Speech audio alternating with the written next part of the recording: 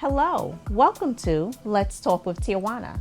Today I'm going to walk you through the steps of investing in real estate while building generational wealth. The very first thing I want you to do is to educate yourself. Before diving into real estate investing, it is very essential that you learn about the different types of real estate investments, the market, financing options, and the regulations. The second thing I want you to look at is to determine your investment strategy.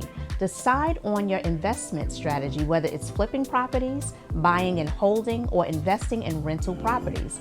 Understand what you're getting ready to get into. I want you to set a budget. Determine how much you want to invest and create a budget that takes into account all the costs involved, such as purchase price, repairs, maintenance, and taxes.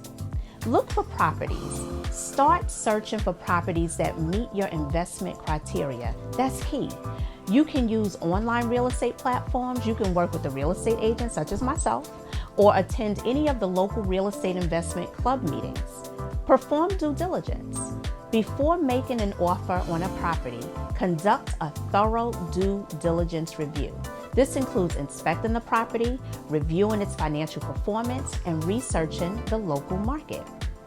Secure your financing. Choose a financing option that suits your investment strategy and your budget. You can use the traditional bank loans, you can use private lenders, you can partner with other investors. Then it's time to close the deal.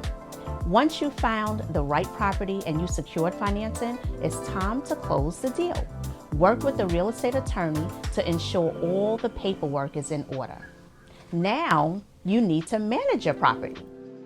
If you plan to rent out the property, have a property management company to handle tenant screening, rent collection, and maintenance. If you plan to flip the property, work with a contractor to manage the renovations and repair process.